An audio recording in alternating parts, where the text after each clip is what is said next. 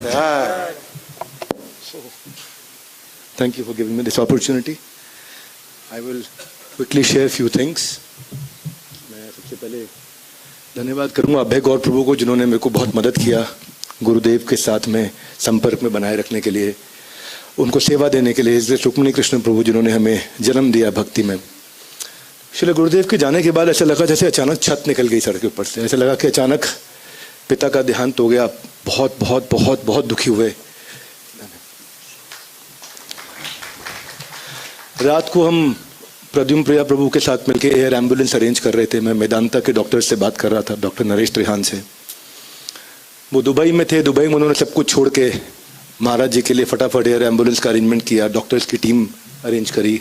Machines के लिए alternate machines का अरेंजमेंट करना शुरू कर दिया, क्योंकि वहाँ फैसिलिटीज़ नहीं थी उस समय देहरादून में। तो बहुत बैक एंड फोर्थ हो रहा था। तो मैं मन से एक जगह पे थोड़ा परेशान होने लगा कि कोई डिसीजन नहीं ले पा रहा है वहाँ। फिर उन्होंने मुझे रात को 12:30 बजे फ़ोन किया, डॉक्टर ने, मेदांता के। बोले डॉक्टर बिंद्रा आप ना, क्योंकि उनसे प्रेम करते हैं, मैं आपको बता देता हूँ असलियत क्या है। असलियत ये है कि he will not survive till morning, इसीलिए कोई डिसीजन नहीं ले रहा है अभी। और सब के सब चुप है और कोई बताएगा भी नहीं, और सब इस समय बहुत पैनिक में है। आप मेरी बात मानो, गाड़ी स्टार्ट करके निकल पड़ो। हमने गाड़ी स्टार्ट किया, मैं निकल पड़े। वहाँ पहुँचने के बाद मतलब आई वॉज कम्प्लीटली डिवास्टेटेड। बहुत दुखी हुआ देख करके, क्योंकि गुरुदेव ने 2004 में 10 जनवरी को मैं पहली बार मंदिर आया था। तो मेरे एक बहुत प्रिय भक्त है हमारे अचिंत्य तत्व प्रभु, मुझे गुरुदेव से मिलाने लेके गए थे। 2004 में जब मैं आया तो महाराज ने मतलब तभी से ना कुछ बहुत स्पेशल मर्सी देना शुरू किया। थोड़े दिनों बाद भक्ति सिद्धांत सरस्वती ठाकुर का आविर्भाव था या तिरुभाव था। मैं कॉलेज से आया था, पैंट शर्ट में था। तो महाराज ने देख लिया सब अभिषेक कर रहे हैं, तो महाराज ने बोला आप अभिषेक करो। तो जीता मित्र प्रभु ने मना कर दिया कि पैंट शर्ट में नहीं कर सकते, ये मंदिर का नियम नहीं है। तो ठीक किया प्रभु जी ने, तो उन्होंने बिल्कुल सही किया, उन नियम से चलना चाहिए। तो प्रभु जी को धन्यवाद उसके लिए। लेकिन महाराज आए और बोले इनके लिए मैंने नियम बदल दिया है। तो अब आप कॉजलेस मर्सी को समझ सकते हैं कि कोई नया आया, उसको कोई जानता नहीं है, अभी मंदिर में छोटा बच्चा कॉलेज में पढ़ता है, ऐसे गुरुदेव बोले किसी के लिए इनके लिए मैंने नियम तोड़ दिया। तो फिर महाराज ने मुझे बुलाया और फिर बोला कि मालूम है तुम्हारे लिए मैंने नियम क्यों तोड़ा हूँ। अब मैं ये बात महाराज जी के सामने बोलूँगा, मना कर देंगे, है ना। पर श्रील गुरुदेव आपसे मैं परमिशन लेकर के कहना चाहता हूँ। वो बोले तुम्हारे लिए नियम इसलिए तोड़ा क्योंकि मैं तुम्हें पिछले जन्म से जानता हूँ। तो हमारे महाराज जी की एक आदत है। उनकी आदत क्या है कि वो पता नहीं चलने देते किसी को कि मेरे पास कोई सिद्धि है। बहुत प्यार से, बहुत सॉफ्ट, बहुत हम्बल रहते हैं। अब ये रिकॉर्ड हो रहा है नहीं हो रहा मुझे मालूम नहीं, पर कोई बात नहीं, बागेश्वर महाराज बुरा नहीं मानेंगे। एक बार मैं बाबा बागेश्वर महाराज को लेके आया महाराज जी से मिलाने। अब महाराज ना जो कहना है वो कहना है, बहुत सॉफ्टली कह देना है जो कहना है। तो बाबा बागेश्वर से बहुत अच्छी चर्चा है, उन्होंने बहुत रिस्पेक्ट किया महाराज जी को। उनके पास सिद्धि है बाबा बागेश्वर के पास, निश्चित रूप से। मुझे उन्होंने जुलाई अगस्त में बता दिया था कि दिसंबर आते ही आपके खिलाफ बहुत सारी कंट्रोवर्सीज होंगी। तो और सब कुछ टीवी में आएगा, सब न्यूज में आएगा, मीडिया में आएगा। हम बोले कौन कर रहे? बोले एक का नाम लिख दिया पर्चे पे, उसका नाम है संदीप। हम ढूंढे संदीप कौन है, हमारी कंपनी में नहीं मिले, दोस्तों में नहीं मिले, एम्प्लॉयज में नहीं मिले, हमें संदीप भी नहीं मिले कौन है। बाद में पता चला वो संदीप माहेश्वरी थे। तो अब तो खैर भगवान जी कृपा से हम कोर्ट में केसेस जीतते जा रहे हैं। लोअर कोर्ट में भी जीत गए, डिस्ट्रिक्ट कोर्ट में भी जीत गए, हाई कोर्ट में भी जीत रहे हैं। अभी मेरा हाई कोर्ट में कल एक और डेट है। तो वो अब बेचारे बहुत तकलीफ में आ गए। वो गुरुदेव की इच्छा है, कृष्ण प्लेफुल गॉड है, कुछ भी हो सकता है। पर बागेश्वर महाराज के पास सिद्धि थी।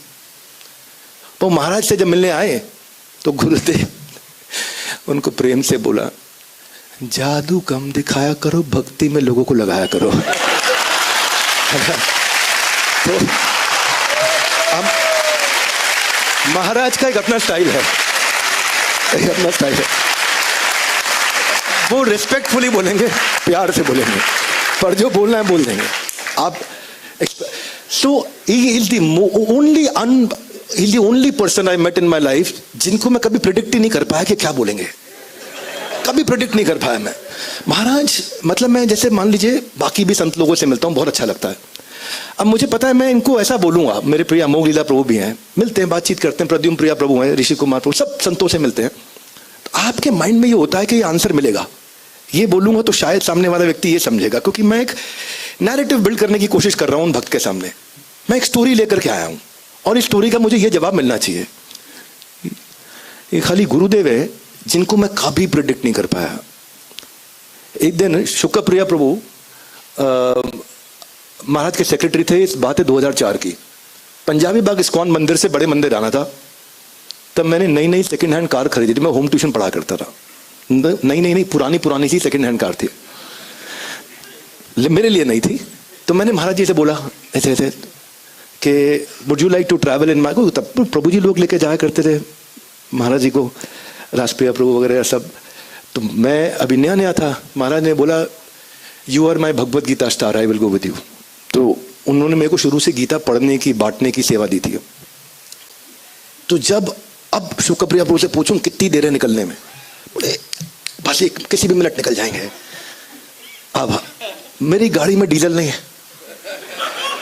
और वो बोले कि बहुत जल्दी पहुंचना है, रास्ते में नहीं रोक सकते आप पेट्रोल भरवाने के लिए, गाड़ी में डीजल है नहीं। मैं बोला आप बोल रहे हो निकल रहे निकल नहीं रहे महाराज जी, बहुत टाइम है। मैं कहा मैं 10 मिनट में भरवा के आ जाऊंगा। निकल जाएंगे, फिर तुम्हारे हाथ से मौका गया।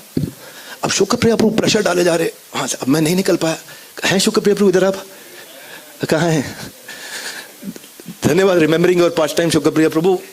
अब फाइनली महाराज 1.25 घंटे के बाद निकले, पर शुक्रप्रिया प्रभु बोले कि बस अगले मिनट निकल रहे, खड़े हो चुके हैं, हिलना मत यहां से। 1.25 घंटे बाद महाराज जी निकले। अब दिक्कत ये हुई, तब हम फ्लाईओवर पे चढ़े। अब मैं कभी एसी बंद करूं कभी ऑन करूं, क्योंकि मुझे लग रहा है पेट्रोल ज्यादा खर्च हो जाएगा। अब पेट्रोल ज्यादा खर्च हो जाएगा तो गाड़ी बंद हो जाएगी, गाड़ी बंद हो गई तो डबल पिटाई है। बंद हो गई तो अब महाराज जी को रास्ते में कहाँ रोकेंगे, तो डबल पिटाई। और अगर बंद नहीं चाहते नहीं हुए तो मैं कभी एसी बंद कर दूं, फ्लाईओवर के नीचे उतरते उतरते मैं गाड़ी का इंजन बंद कर दूं कि थोड़ा पेट्रोल और बच जाए, पहुंच जाए बस किसी तरीके से।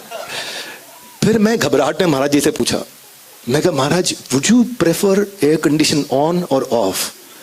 अब महाराज जी को समझ तो आ गया था कुछ चक्कर है, तो मेरी तरफ देखे और ऐसे किया, सर्दी गर्मी सुख दुख मान अपमान से मुझे कोई फर्क नहीं पड़ता।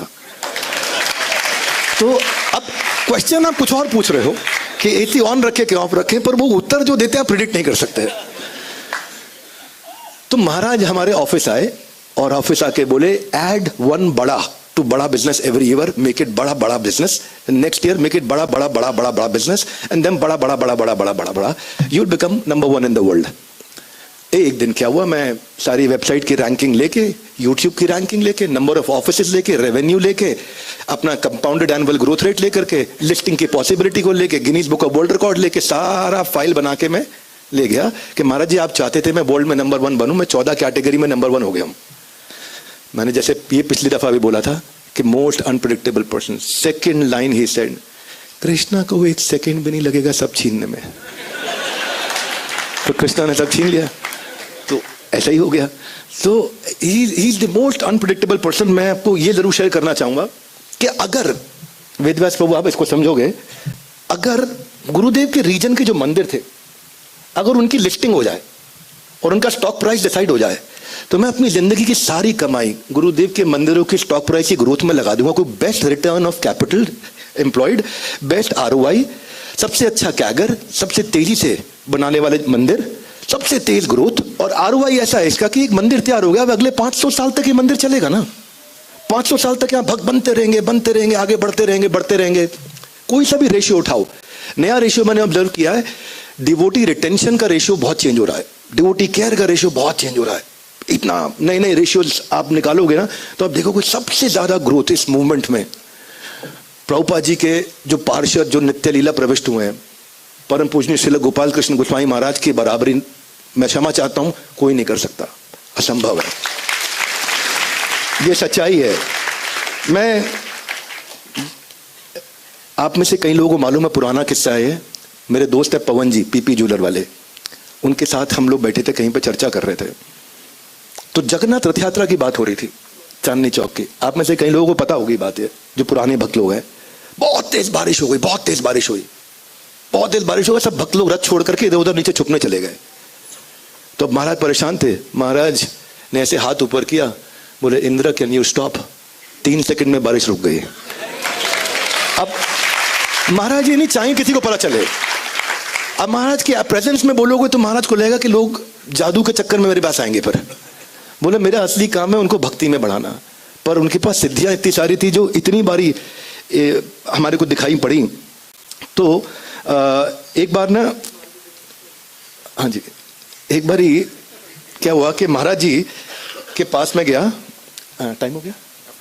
Okay, thank you. भाई महाराज जी के पास में गया, किसी ने मेरे बारे में बहुत बुराई कर दी पीछे से जाके। अभी इतने सारी कंट्रोवर्सी हुई मेरे खिलाफ, बहुत सारी कंट्रोवर्सी हुई है ना, और बहुत सारी कहानियां बनी, एक के बाद एक। अब सब खत्म होती जा रही हैं कृष्ण की कृपा से, गुरुदेव की कृपा से। मैं महाराज जी के पास गया, मैंने बोला महाराज जी को ऐसा ऐसा हो रहा है। महाराज जी ने एक लाइन में बोला मुझे, things are not as bad as you think they are. बस एक लाइन बोला, बहुत शक्ति मिली कि things are not as bad as you think they are. तो किसी एक व्यक्ति ने महाराज जी के सामने जाके मेरे बारे में कुछ बहुत गड़बड़ बात बोल दी, बहुत ज्यादा गलत बात बोली। तो मैं महाराज जी को एक्सप्लेन कर रहा था कि उन्होंने आपको ऐसा बोला। मैंने दूसरी बार सोचा कि महाराज ने सुना नहीं है, मैंने फिर से एक्सप्लेन किया। मैंने देखा महाराज जवाब नहीं दे रहे। तीसरी बारी मैंने जोर लगा दिया, इस बारी पूरी बात बोल देता हूँ, एक बारी 3-4 लाइन इकट्ठे बोल देता हूँ कि इन्होंने मेरे बारे में ऐसा ऐसा बोला महाराज जी आपको। फिर महाराज ने बोला, आपके बारे में जानने के लिए मुझे आपसे ज़्यादा मैं आपको जानता हूँ, मुझे किसी और की आवश्यकता नहीं है। तो मैं किसी की ऐसी बातों को बिल्कुल कंसीडर नहीं करता, और आप भी ऐसा ही करना सीखिए। जैसे मैं इग्नोर करता हूँ वैसे आप भी इग्नोर करिए। श्रील गोपाल कृष्ण गोस्वामी भगवत्पाद महाराज की बहुत सारी इच्छाएं, इतना कुछ बताने का मन है, इतनी सारी रियलाइजेशंस, पर ऋषि कुमार प्रभु का आदेश ऊपर रखना चाहूँगा। धन्यवाद प्रभु जी, थैंक यू।